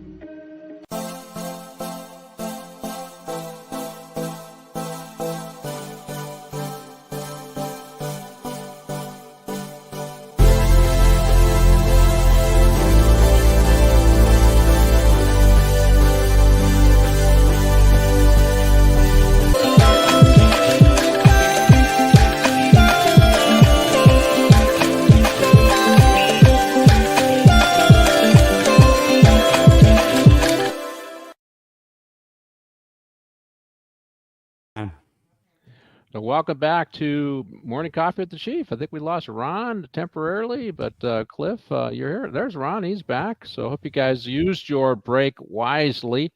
Hey, let's, Martine, if you're here, go ahead and roll the clip, Sergeant Rupert. And what I thought this clip was important because, after the assassination, of course, the president calls in the CIA director and the FBI director and, who did this, why, and the Pelican Brief has already been delivered and they're talking about it, right? They're already discussing it. And then, of course, her boyfriend is blown up. I guess I did do the scene here. Here it is here. But one of the more interesting things is Sergeant Rupert. He's the guy that comes up to Darby Shaw and introduces himself as a sergeant with the New Orleans Police Department. And of course, he doesn't exist. And they're checking to see if she's okay. And you later learn that after discussing the CIA agent and the FBI director, obviously had conversations. And the CIA agent, hey, welcome, Easterlin. Actually put somebody to watch Darby Shaw. Wanted to get information, but also keep an eye on her. And so it implies that some people know that there's something rotten in Denmark, I guess in Washington, I guess I should say, and that they want to follow this person because there might be something to this theory. And anyways, they're telegraphing that there's more to this in this movie than we think. What do you think, Ron? Or to this motive? Yeah, I can't really disagree with you too much. I think that as it begins and she's in the car after the explosion, that's kind of when everything kind of starts to, I guess, form the framework of this conspiracy and everything. So I can see why they're kind of like, this really isn't a big deal until this thing gets built up a little bit more. But otherwise, yeah, you could venture, like, once I saw her in the car and she woke up and the guy was talking to her, I'm like, that guy's fake, just from a Yeah. Hollywood standpoint. Yeah. Until the other dude came up, because from that point on, they're starting to let you know, hey, she's hitting really close to home. Yep. On whatever it was. And not that I believe our government would do this, but they're trying to silence her. Yeah, I agree. And in reality, it's our government. Ultimately, it shows some aspects of the government were doing the right thing in protecting her. And she also immediately gets followed, right? And she realizes it. And so she gets lost in a crowd, Cliff. And that crowd looks like the Mardi Gras crowd. Ever been? Yeah. I have never been, but to what was Ron and you were alluding to, in this scene, right? This guy doesn't exist. He identifies himself as a sergeant with the New Orleans police. So that goes to what's happening today, right? All of a sudden, there's talk of who's this guy in the gray suit that said he was with the ATF, and no one ID'd him on the roof of the assassination. So now you're getting a kind of a similar kind of thing going on in current news. Yeah, it's one of the character actors that is pursuing her is this short guy, and he just had an impact on me. I just remember him from this movie, just short, volatile guy, because she realizes he's following her, and she kind of tells this big guy, hey, this guy's following me, and then he takes out the big guy, and he ends up fighting a few other guys. But I just remember him as a character actor. So I'll give a call out because I enjoyed him as I do too. Yeah, Nicholas Woodson, Woodeson. Yeah, I liked him as a character actor. I think his name is Stump as a character actor, so which is kind of appropriate. But just a stout little guy. So when you get a script, you look at, okay, this is what I got to do, and you gotta. I always tell people, as a cop, you're getting in a role every day. If you're dealing with domestic violence victim, you're slipping into a role. You're dealing with somebody that's going to fight, you think's going to fight, you're slipping into a role, and you get into the role and the mindset for the part you have to play for that particular moment. And I just thought you did a great job as. But let's see. Have you heard of the Pelican Brief? And so this is. They're starting to talk about the Pelican Brief. Let's roll the scene. I actually forgot who was in the scene, but it's Darby Shaw, right? She's calling up, and I think she called Grantham and said, have you heard of the Pelican Brief? And so, yeah, there it is. Okay, yeah. So she's looking for help. How do I get help here? And it's interesting. They later on in the movie they ask, why did you call me? It's because my boyfriend liked your work. So she sees him as a capable investigative reporter. Boyfriend likes the work. She's read his stuff, and she calls him, and she's turning to the media, which I don't know. I think these days, I think they're another sub. There you go. Hey, another sub for Cliff Yates. Cheer. Look at that. Camcan is joined. Good job. But so she goes to him. I don't know if you can trust the media these days. I think they might look at things not through a political lens before they do anything these days. But she clearly, in the movie, it's 1993, people still trust the media. It's not that far after Deep Throat and Watergate that they turn to the media as an option. And also the Pentagon Papers turn to the media as an option to deal with government out of control, right? So what do you think, Cliff? Have you heard of the Pelican Brief? Turning to the media for support.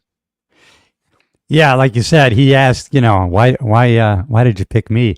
And then actually her quote was, I think it was, Tom was a fan, and so then he realizes that the teacher there was a fan of his, and so man, that's that was really.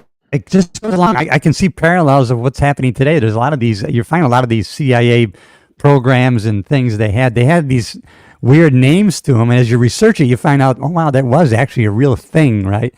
And so it really kind of echoes to what's happening in current culture.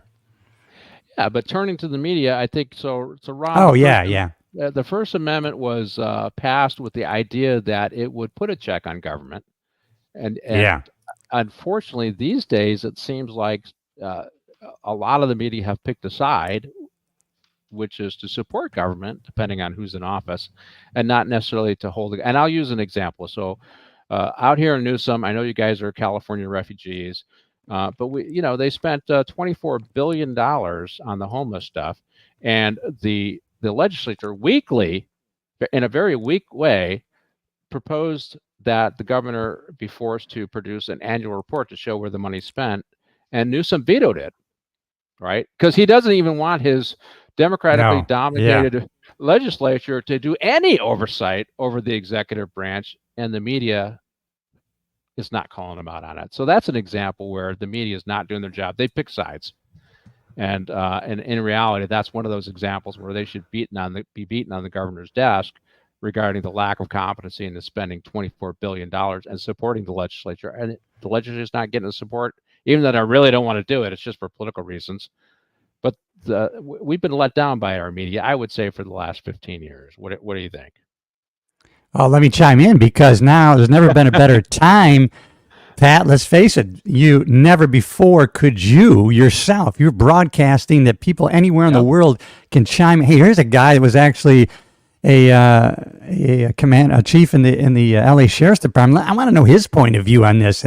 People seeking the truth can now look to certain avenues, and it's actually an open forum, which I think is going to really, they're going to be fighting against that. But there's never been a better time to, like Ron says, to peer in on people at the kitchen table talking about these issues and maybe getting a different point of view and discerning what is true and what is not. Yeah, it's crazy. I mean, I will tell you this, just because I do the podcast and I get attacked pretty regularly, certainly when I post them on Twitter. So I've been interviewing judicial candidates.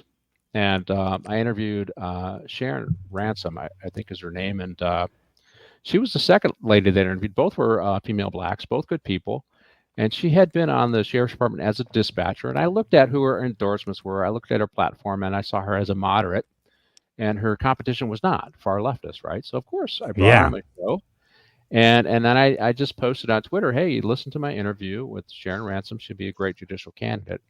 And I was attacked. I'm white. I'm a cop, so I must be MAGA, right? And that's how they attacked me. And she must be a bigot. It was interesting. They said she must be a bigot. And then I wrote, well, she's actually a female black, and she's supported by Democrats. And so that's what's good. So that's what's going on. You have to be on one side or the other, and the media is not calling out the abuse, this political extremist, or they do it only when it's one side or the other. So I just think the media has dropped the ball over the last 15 years. Ron, I'll give you a chance to speak, and then we'll go on to our next scene. Yeah, for the sake of brevity, not a fan. How about that? And one thing I will say is that I agree and echo Cliff's sentiments from the standpoint of what becomes problematic as we're looking at, just say, the assassination attempt, is that there's so many people out there now that let's just say are very talented and experienced and everything, that are out discussing this, that frankly there's too many holes in the dam for them to completely control the messaging. When there was only 3 channels on TV, and at midnight they played the Star Spangled Banner, and then it went to static or snow. When they used to do that, I would say that they would be able to control things like very, very tightly, I guess, for lack of a better word. But now that they have I don't know who's listening to us, but like, say, a Joe Rogan or one of these other guys where they literally have more subscribers, viewers, watched hours than all the other news channels combined. And there's a handful of folks that are like that, and they tend to, even though they have both folks on, they tend to be a little bit more middle of the road. Like they might not be in agreement with who they're talking to, but they're not adversarial as it relates to if somebody says something wing nutty on the right or the left. They tend to be like, okay, hey man, here's your 2 minutes of fame here on my I don't know, 50 million, 20 million follower platform. tell me what you think and why you think. And that's one of the reasons why I respect those folks, even though I'm not a subscriber or watch their show all that much, unless it's somebody I'm really interested in. But when you can have somebody like Elon Musk and Bernie Sanders and some of these folks on there and give them an opportunity to speak, I'm all for it. Not with having to agree with it or anything else, but yeah, the media. If we're talking like what do we call it, legacy or mainstream? I Yeah. don't even know what the term is. But if you're asking me about that, dude, if they hit me up, it's like no comment, man. I'm like, I have nothing to say, dude. Well, Because I don't trust them and don't think they have any yeah, credibility. I've considered alternate media, right? And so let's roll the There you scene, go. Camille, and I'll give us, just because you mentioned Elon Musk, let's roll that. Elon Musk has said he's moving his companies out of California, and I just read an article, and I might do something about him. He had a transgendered son. He calls him his son. Of course, the media says no, it's a girl. You got to call it a girl, right? And the government or people advocated that his son get puberty blockers as a teen because he was suicidal, which is the narrative that's out there today. And ultimately, at 20 years old, his son committed suicide. And if you look at the emerging studies, which I've read them, that have been followed onto the policy that we have in California now, it's actually wrong. England just finished a study that said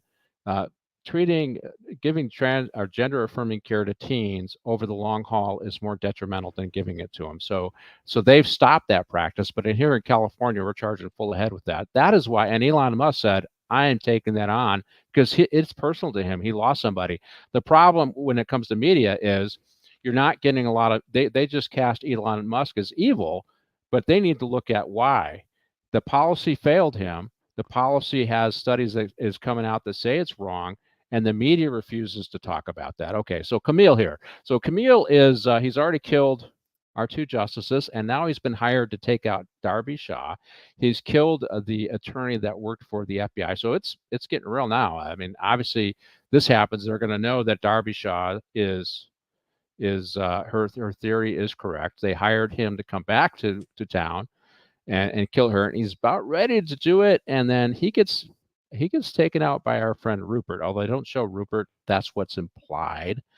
And I mean that this is kind of feel good about the government. They did the right thing, although they did it in a very subterraneous way. They should just put her in protective custody because it also indicates that they're monitoring her. They know there's legitimate. Instead of pulling her into custody and keeping her safe, they're using her as bait, right? That's kind of how I see it, Ron. What do you think?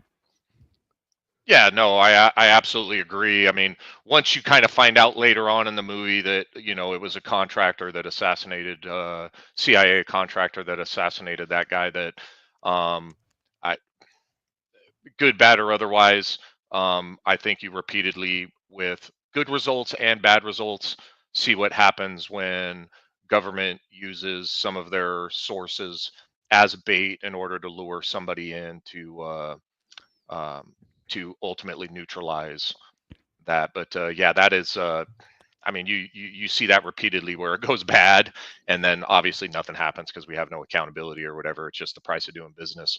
But yeah, I mean, I genuinely think even at the local levels, you see where tragedy has occurred either by using a juvenile as an informant or whatever it may Mm-hmm. be, where your main source that could give you the best information on the bad guys or to lure the big fish out there, if you will, that they do that where they believe that the potential ends justify the means, and sometimes it works out, sometimes it doesn't. But yeah, it's not shocking that I think in real life that stuff happens, in addition to just some trumped up like Hollywood type scene.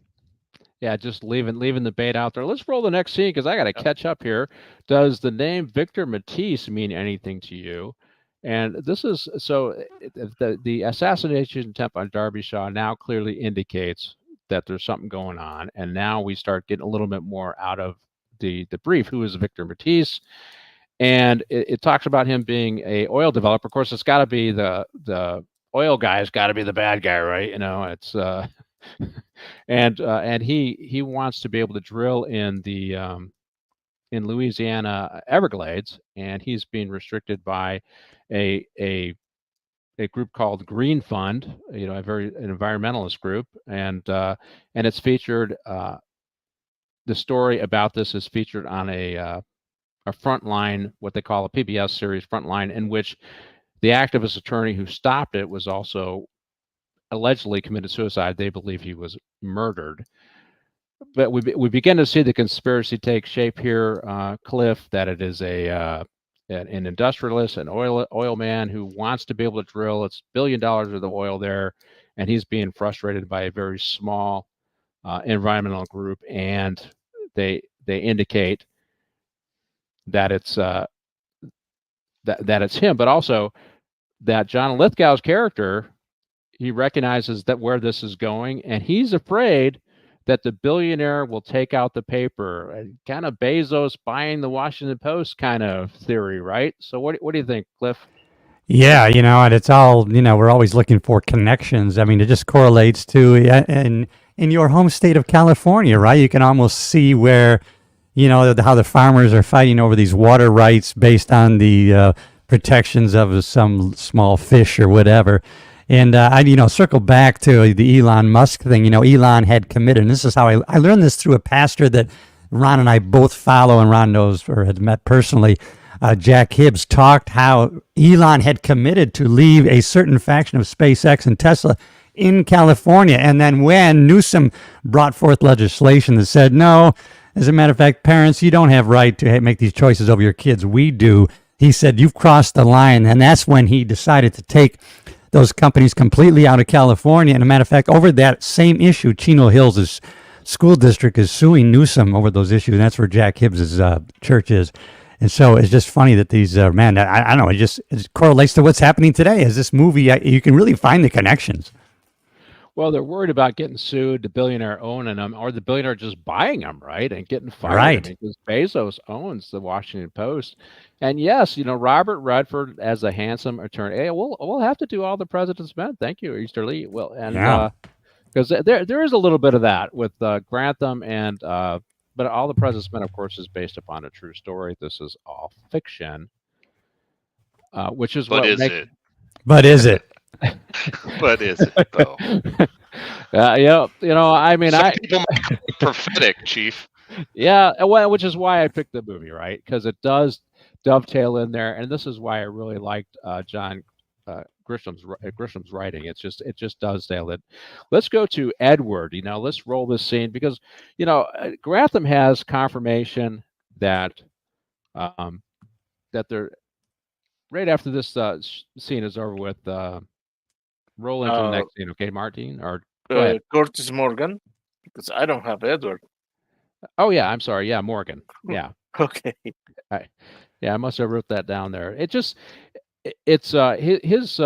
his connection. His second Grantham's second source is some attorney that called him. Here's a picture of him, and wanted to give him the scoop that there was something more to this, and that who was likely the culprit who killed the two justices.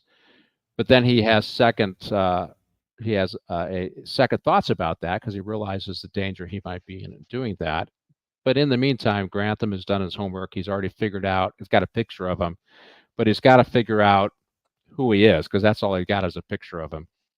And this is where they start hitting up all the people who had recently left this particular law firm. They have the law firm identified. And here's one of the attorneys who had left who's in a sober him up facility. And they send in the pretty face to hopefully get what they want. And they get a name. And then they start working on that lead. Now, I thought this part of it was, this is just gumshoe stuff, whether it's law enforcement or the media or a good reporter. Stuff they don't do anything because, as Ron said, you got to be first. It isn't about being right. You got to be first. You can always correct it later because you're competing with everybody else. So it's more important about being first. Why would a business stay in California? Well, that's exactly the problem. Thank you for the comment. But Elon Musk is leaving because he doesn't like the policy because basically they passed a new policy here where if your kid is identifying as something other than what the parents know him as, the teachers are not supposed to tell the parents. They're supposed to keep it quiet.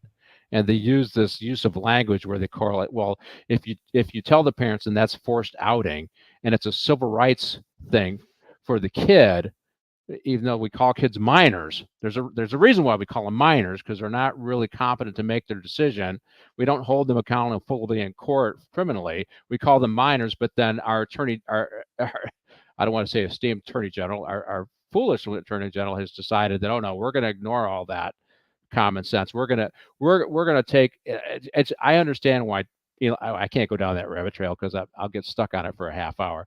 But yes, you're right. It's wrong. Anyway, so they see this connection and he understands it. But corroborating evidence takes this from being a conspiracy theory to a real theory, right, Ron?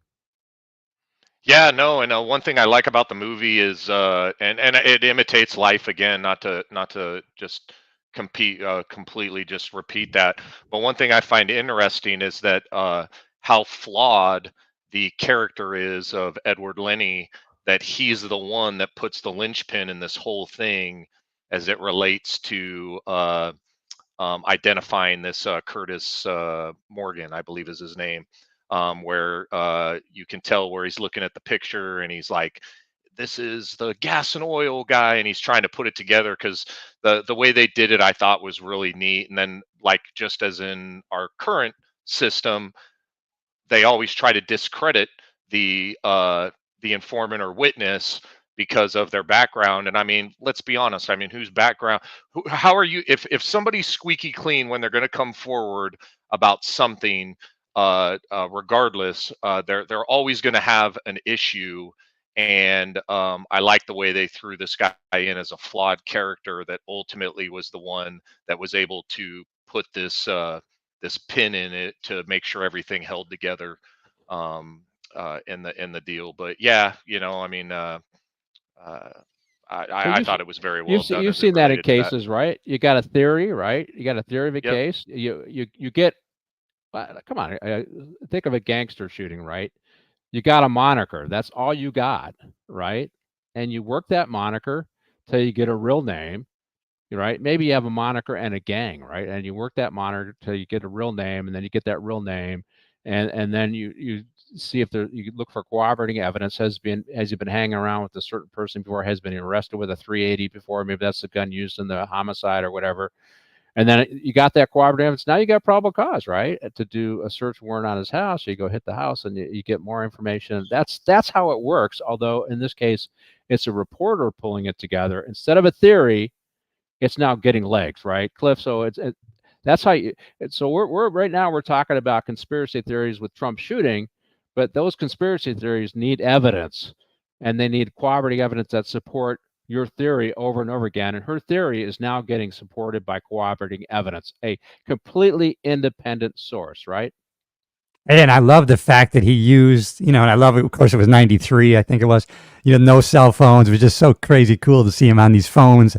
And somehow he kind of reverse directoried the phone number called in. And so this guy Garcia, right, he was able to reverse directory where the phone was. And he went down there and got a picture of him. And he was very crafty. And that's what you do as if you're really a journalist, right, at that time, was you did investigative journalism. So I thought that was crazy cool that we saw him doing that.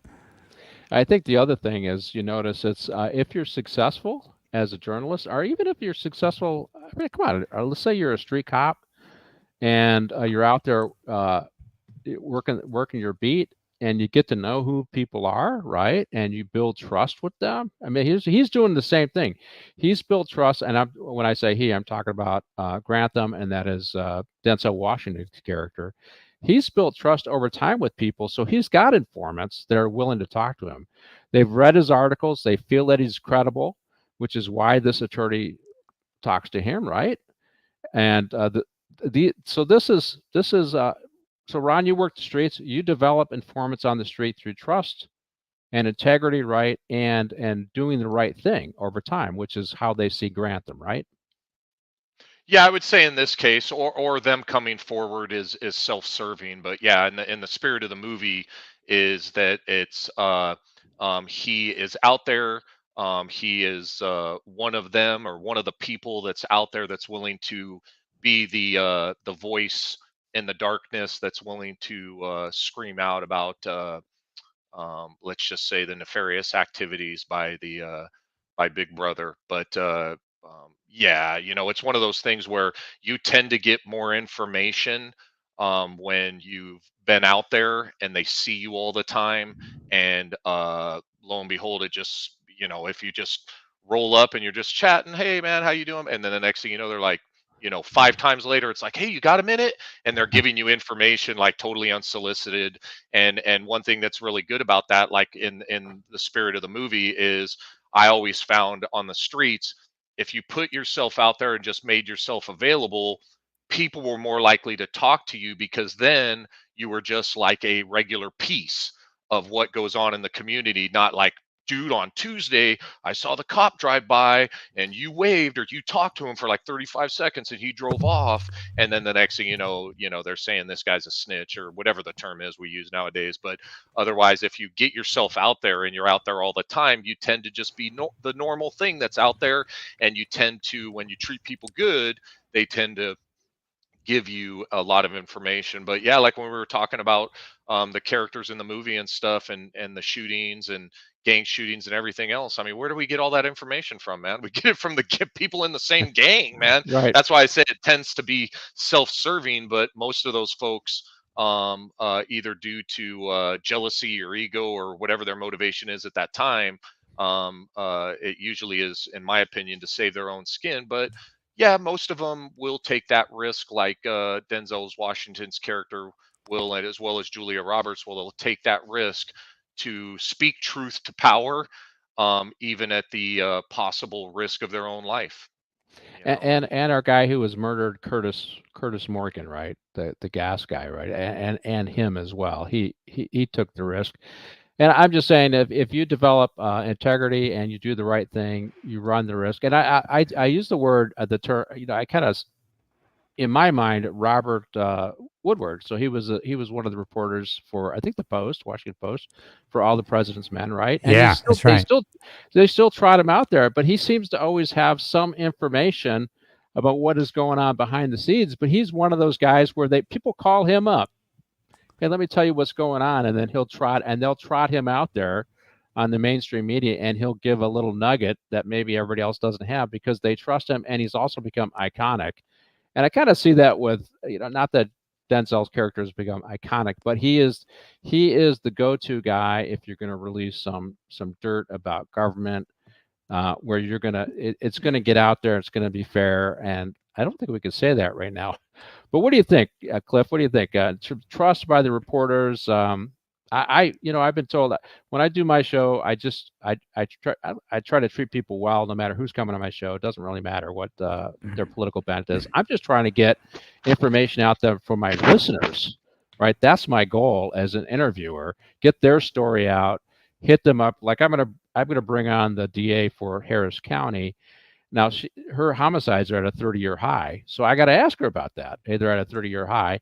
And she also said one of the reasons why they bounced her out of there is because she asked for a bigger budget, because her homicides were at a 30-year high.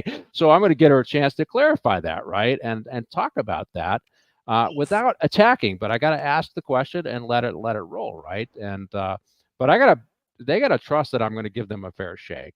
And I think that's when they look at Denzel Washington's character here, I think they think they're going to be treated fairly. And I think Robert, I don't know if he was if he was what they thought of in terms of this character, but Robert Woodward, he's kind of that guy. You see him every now and then get trotted out, and he does, yeah. And he gives some. What do you think about that?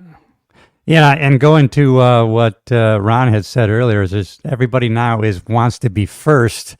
Yeah. And I think all of us here really put such heavy value on character and honesty and truthfulness that and it used to be like in Woodward's case, you would, like you said, dig down. You start here and then you go on to the next piece of evidence for the ultimate goal of finding the truth and getting to it without going for the headline and compromising what might end up being the truth 3 days later. It's more important, I was first. And it kind of goes to both of you guys mentioned ego, and so I just think that, and then we, like you said, Pat, we can develop our reputation in this kind of realm of being fair and honest and getting to the truth through interviewing and having real conversations with people. And so let's roll our next scene, and this is Curtis Morgan, oil and gas, and you don't really get. All you really see this guy on videotape explaining what happened to him. He's working down on the oil gas section of this law firm. Here he is. And he comes across some research done by this high-powered law firm. It says it's either number 1 or number 2 largest one in the country. And if you look at some of the largest law firms, I mean, they got thousands of lawyers. And, I was dealing with a situation in the LA County jails where one of these guys, one of these types of lawyers, a partner in one of these types of firm, were pressing us on an issue on how we were treating a particular inmate who had political connections. But we had done audio tapes on him and the people that he was conferring with, and they were pressuring us to give him certain benefits. And the lawyer was listed as a volunteer for us. But I said, no, we're not going to do this. My boss was all panicked about it. And I said, here's the tapes. Play the tapes for him, and this guy will go away. But he was worried because he was from one of the biggest law firms in the country, and he said, this is the real deal guy. We'll play the tapes for this real deal guy because he's not going to want to be caught up in this mess. And the guy backed off immediately. But these large law firms are very powerful, and he's reading something, and he realizes they did the research to find the connections of who were the justices that would push back on drilling in this Everglades. And that's why he was targeted. And the interesting thing is, he makes a tape of it. He wants to explain it to his wife. What's going on? He knows they know him. He knows he's probably dead. And he just says, honey, I love you. I'm sorry. But he lays it out there. And in the end, he kind of backs off. He doesn't tell the government, but he still knows no matter what, he's dead. He's just hoping they won't get his family. What do you think, Ron? Yeah, no, well, you can kind of see that if he's willing to give a sworn deposition and then videotape it or whatever, he's kind of like, hey, man, I'm kind of bought and paid for at this point. That would be one way to kind of make sure your voice isn't silenced per se, but he puts it in a I'm never really a big fan of this, where they take this nugget of information that could blow the case wide open and they stuff it in a safety deposit box in a bank. I'm like, I would just spread that stuff like wildflower seeds all over the place. And that's one of the reasons why I thought things were super funny, where they were trying to keep Julia Roberts alive for a variety of reasons, obviously, but they were like, well, nobody will ever know about the brief if she's dead. I'm like, what, we don't have photocopy machines and stuff, back then. I mean, granted, we didn't have email and the internet or whatever, but I'm like, what, we don't have photocopy machines where we could just start burning copies of this and like throwing it around, man, stapling it up on wooden telephone poles, so I think at that point he knew it was like, man, you know what? I got to at least get this memorialized, and that's why it's kind of interesting to me the way the director and the producer and stuff made this kind of play out. Why, and maybe they had a version of this and just found it didn't click with the movie as a whole, was why when he came out as Garcia, he got cold feet. Maybe that wouldn't allowed for the Julia Roberts relationship to develop in the movie, but I would have been like, why couldn't he have given us a little something right there, and then we could have ran with it and caused a little bit more drama, I guess, for the movie. But I don't know that we'll know the answer to that.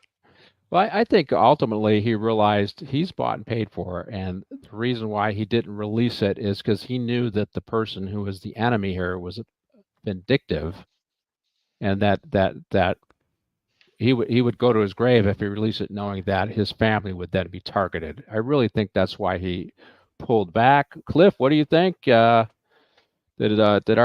guy here do the right thing? Our attorney. Yeah, and I liked what Ron said. Right, he said, when he talks about hiding his stuff in the safe deposit boxes, he would let that out so that everybody And that's what you could actually do to protect information you want to get out there. But what the government does is they create an atmosphere, and I learned some things recently that you guys maybe already know. They protect these things. So if you apply for a patent, the financial reward for that can be really great. But what it also does, I didn't realize there's an invention and patent law that says, right, well, if this is something that your invention might decouple, financially, an organization or maybe, the oil industry, we can take control of that ourselves and take it from you. And so I think that goes to like these people who have invented ways to run a car on water for 10 years. They don't allow that technology to come out because it would hinder, our financial system. So or cure cancer or anything else. Yeah. And I think that's what's going on. You have a lot of pilots seeing all this crazy stuff. And I think there's been technology the government has latched on that they test. And that's what people are seeing. And so, but I think, he did the right thing. Absolutely. Let's see, Ken, but for four-wheeler on credit, and I'm not sure what you're saying there, but can change this channel. Oh, I see. Okay. Well, I don't know. Hey, thank you, Cam Can. So listen, the way I look at this is, he had to make decisions.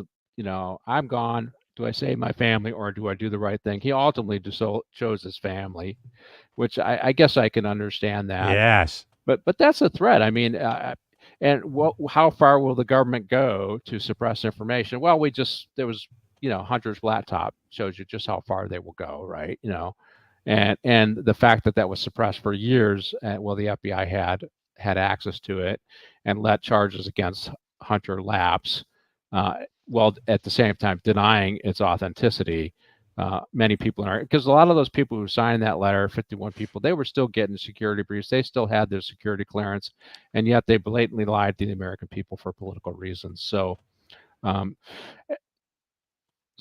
look what happened to the guy who put it out there.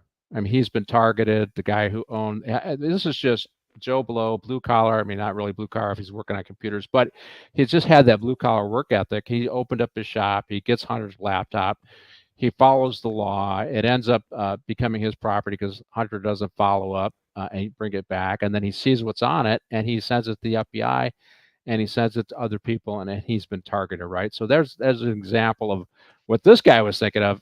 He and his business is closed down. He's been targeted and he's been sued. And so I can understand why this lawyer did that, particularly if you look at the Hunter laptop thing. I don't know if anybody wants to weigh on that. We got two more scenes left, so we got time if somebody wants to say anything. Go ahead, Ron. Well, if I could just say, for me personally, and I'm not a lawyer, I fashion myself to be way more sophisticated and civilized.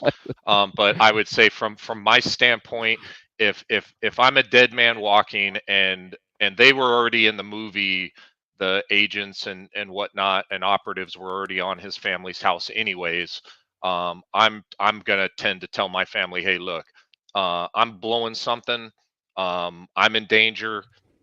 You guys, go stay with your aunt in Colorado or whatever she leaked out, and then end up somewhere else. And I'm gonna move forward with this, and get what did he get? I think he got mugged. Yeah. So and then I'll probably end up getting mugged somewhere, and that'll be that. But that would just be my 2 cents. I'm not saying he did the wrong thing. I would just do it differently. Okay, got it. All right, well, let's roll with the next scene. This is evidence of the grave. We just kind of talked about it. So they got the evidence from the grave. They watched the video. Now this is their corroboration of the story, right? So now I got, to speak in old time. I remember when I read All the President's Men, they always had to have 2 points of corroboration before they would deal with some information, right?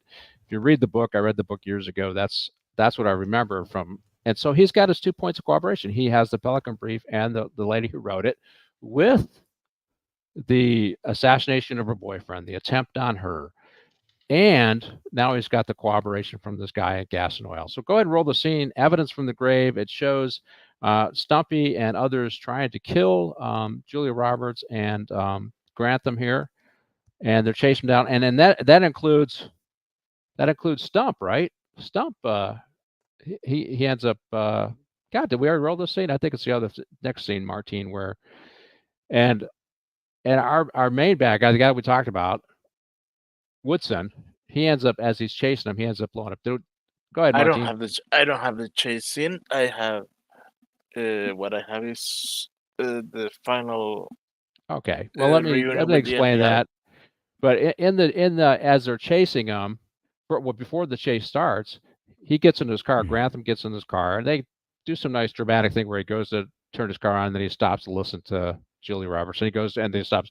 So everybody knows there's a bomb there, right? And you hear the and Julia Roberts hears that and goes, "Hold on a sec, get out of the car," right? So kind of a fun scene. I think that was good movie making there when they did that. And then they end up in the chase scene, and ultimately the bad guy crashes into the car with the bomb. The guy that plants the bomb crashes into the car with the bomb and blows it up. So a little bit of poetic justice there on the part of the movie making. The bad guy Stump gets killed, right? What do you think, Cliff? Yeah, it was really good. I mean, that's what you want to do in a good scene, is create the tension, right? So, and then we get the omniscient overview of, us in the audience. We know everything that's going on in the scene, and they don't. So we kind of have it's just a great way to create tension and fulfill that with the payoff of him getting blown up running in. So yeah, it was a great scene. It was well written and well filmed. I liked it. Yeah, and they were good at holding the drama, even though, I mean, because if you think about it, it's a legal thing, because that's the thing about that Grisham had. He had the ability to hold the story while at the same time talking about nuanced legal issues that are related to the story, right? Which is really what made him a pretty good writer. Let's roll with the last scene, because this is one of my favorite scenes in this movie, and this is, they busted it open. It ends up on Grantham publishes it. It ends up in the news. The CIA agent makes a big, the FBI director makes a big scene in coming to visit the folks at the Washington, or the Washington Examiner, I think is the name of the. And anyway, so they busted it open. And what I like is that this is where I really like this character actor who is the FBI director, and he's like, "Slow, little lady, I finally get a chance to meet you," because. Who is Darby Shaw, right? I mean, they talk about it in the movie. Who is this person who came up with this theory, that figured this out long before the FBI did, long before the CIA did, and her theory ended up being the theory. There's certainly admiration in his eyes for her, Julia Roberts, and what she did, and not only in developing the theory but pushing it forward. But also, I don't want to say shame, but a little bit of, wow, you beat us, right? That's what I saw in this, and I just like the way he projected it. He just all of those emotions came out, and his little conversation with her. What do you think, Cliff? Yeah, I thought, and you know what? That's it goes to the American hero's journey. It's like, you can make a difference, right? Who is this nobody who kind of started the whole domino effect of this happening? This person. And so you've created this whole thing because you put your theory forward. And so that's the kind of the American story, that, man, you do have self-empowerment to take action and make a difference. And I think that's what's going to be a great, and maybe that's one reason why Trump picked J.D. Vance. We have a story of this J.D. Vance, who came from dirt poor or nothing in the Appalachian backwoods, and joined the Marine Corps, came back, went on to Yale and get his law degree. I mean, it's just a fact that I don't think you can get away from, and he's going to be that story. And God bless him. When he made this movie, or he put forth this story, he didn't have any power or prestige at that time, and he had to be pretty humbling to show that I came from kind of white trash upbringing, and he was willing to be open about that. I mean, I think it's that, and once again, the movie is correlating with what's going on today in current society. Yeah, right, you're right. So they do make her kind of the hero in this, and it indicates that you, as any person, can do the right thing and make a hero. And Ron, same thing to you. What do you think of the scene? What do you think of this creation of this heroic person, this little, beautiful law student who comes up with the theory and then sees it through to topple all these big men? Yeah, no, I like the scene. If I could kind of diverge off of it a little bit, I had a different favorite scene in the movie.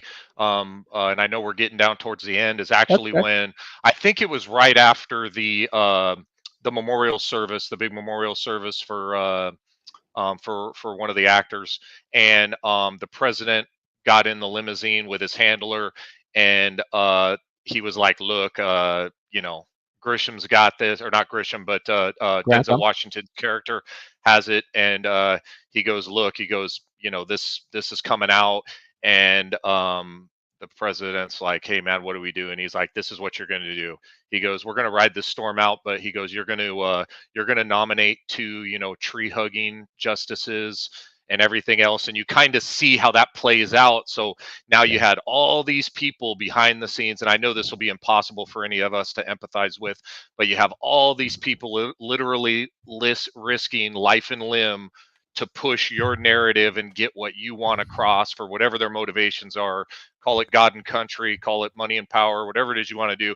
And they're going out here and doing whatever, including murdering to make ends meet. And now in a car, two dudes are talking about it and just going, "Hey bro, I'm going to save my butt. And what I'm going to do is this is probably what I'm going to do." And then that's when you start to see right on the back end of the scene that you liked as the top scene. It starts to go into so and so's recognizing this person's indicted, this is that, and then lo and behold, I bet you the president, probably walks away with some controversy. But if he just says, "I don't recall," enough times and puts people in to save his own butt, that's what'll happen. That was my favorite scene. It kind of how it wove it together all at the end. They imply, well, they say the president will not seek a second term, right? So but you're right, and but he isn't in prison, Pat. He isn't in prison. He isn't in prison. I know, but it's interesting because it was Coles was his chief of staff, right? So he plays the guy who's the gatekeeper, what information, and he's the guy that takes the hit. These were my decisions, and he ends up stepping down, right? So he takes the hit, but we see with what's going on with Biden. Clearly, a lot of people knew he was declining, and they kept that information to themselves. It's one of the things that frustrates me is because who's really running the country, or who has been for the last year, as Biden has been in decline. So this movie does also speak to that. Our goal is to protect the president, but also protect the office and the power that it has from everybody knowing the bad stuff, so that we can shape policy and do what we want, right, Cliff? So it does mirror what's going on today, in that it kept the people from understanding what truly was going on with Joe Biden, and a lot of people in the end will be taking the blame. I'm sure Kamala will be smashed with a little bit of this as she runs, that she hid it from the American people that Joe Biden was declining. Similar, another theme in this movie that's going on today, right? Yeah, and it's going to be fascinating to see what plays out with Vice President, and because I think they have to go with Kamala Harris, just because, for a couple of reasons. I think the money is into that campaign, Biden-Harris, and it's going to be interesting to see. I mean, right now, right, Biden has just stepped down as the candidate, but I mean, if they are putting forward that he's not capable, then they need to invoke the 25th really to put her in as the power in charge, or I guess he can voluntarily step down. Maybe you can speak to that, and she can fill in. But it's going to be fascinating to see what they do going forward. I think they're just in a panic mode. Yeah, it'll be interesting. I think I met Kamala Harris. I worked on a project with her staff, and I think she's going to be a little more capable than people think. I think she's been characterized by the media. It doesn't matter whether you like her or not. The Biden team, in my opinion, marginalized her and pushed her off. So we really don't know. Pat, can I interrupt you just for a second? Because when we went to the inauguration in 2016, we had to go to, because she provided tickets to anybody in residents of California, right, if you applied. And so we went to her office in Congress and picked up our tickets. And at the time, we stayed at the Hilton Hampton or whatever. No problem getting a room. I just checked for January 20th, 2025. There is no rooms available. You can pay cash $1,500 plus. Otherwise, you aren't getting into Washington. Interesting. Yeah, well, I'm sure people are benchmarking who's going to win. But anyways, I think she'll be more formidable than I think the media is saying. I would, obviously, I'm a right of center guy, so I'll be going. Yeah, you are. And people who support law enforcement, and they've indicated on the Democrat side that they don't support law enforcement. So that's where my vote is going, and that's the reason why. We just got a couple of minutes. Hey, Cliff, any final comments for the cause? No, just thank you for having me on. Thanks for everybody in the chat that was interacting with all of us. I appreciate all the comments, the questions, new subs, and I want to thank you guys for having me on. I love having this conversation with you guys, like having a cup of coffee at the kitchen table, and that's where the real issues are discussed. Martine, thanks for having me on. You're a great producer. Love the show, everybody. Always subscribe, follow Morning Coffee with the Chief. Hey, Ron, thank you again for joining us. Got a little political, but it's still a little bit of fun, dovetailed with the movie. And what'd you think? Any final comments? No, I would offer this as we relate to the bombshell of the, I guess we'll say, the vice presidential nomination for the Republican Party. Very interesting character, if you will, came up from hard times. But one thing I would offer to everybody, because I'm retired now and just bored, is researching J.D. Vance's relationship with Peter Thiel from PayPal, as well as his relationship with the folks that run Palantir, and how that relates to potential more surveillance or a vote for that particular ticket for mass surveillance, but and how J.D. Vance's career took off at certain times and where he started to get a big push. And then I would offer this. J.D. Vance in a senatorial race received the largest single multi-million-dollar donation, and I would ask people to look at that. I will tell you, I'll be a little bit less subtle than Pat. I'm voting for Trump and whoever's running with him, because I think that's the best vote for America. But I think J.D. Vance's character is very interesting, and that'll be my political push on it now that we're 47 seconds over. But thank you. I love the show. Love it. Well, he didn't have to date anybody to get relevant. Is that that's well, that remains to be seen, I would say, at this point, Pat. So oh, okay. All right, we are dovetail. We're going way out of the PG range. Yes, sir. So let's thank you so much for joining Morning Coffee with the Chief. Martine, I think we're finished with this, guys. Stick around for a quick debrief, and you can take it away.